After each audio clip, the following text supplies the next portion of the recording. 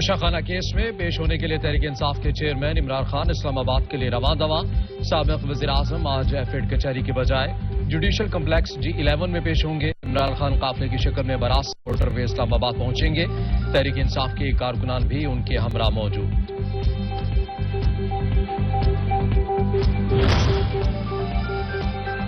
IG Islamabad Akbar Nasir ने आज शहर में दहशतगर्दी के खतरे का इजहार कर दिया। बोले कि अपनी तरफ से सिक्योरिटी की अच्छी कोशिश है, हमारा मकसद पीटीआई कारकुनान को रोकना नहीं है।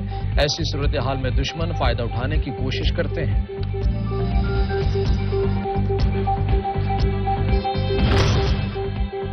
इमरान खान की आज तोशाखाना केस में जुडिशल कम्प्लेक्स पेशी। आईजी इस्लामाबाद का जुडिशल कम्प्लेक्स के अतराफ सिक्योरिटी सख्त करने का हुक्म। जुडिशल कम्प्लेक्स जाने वाले तमाम रास्ते कंटेनर्स लगाकर सील कर दिया गए। जुडिशल कम्प्लेक्स में इमरान खान और मुखला के अलावा किसी को दाखिले की इजाजत नहीं होगी।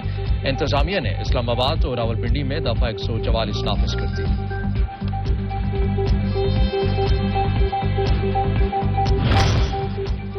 कराची के साथ रवैया काबिल कबूल नहीं है। मुस्तफा कमाल कहते हैं कि मुल्क में इस वक्त सिस्टम हैंग हो गया।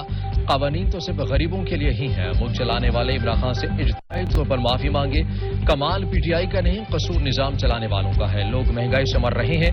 हमने बताना है कि यकतरफा निजाम कानून नहीं चलेगा।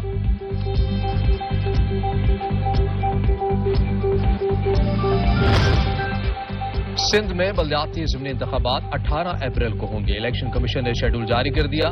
कागजात नामजदगी 20 से 22 मार्च तक जमा करवाए जा सकेंगे। जांच पड़ताल 25 से 28 मार्च तक होगी।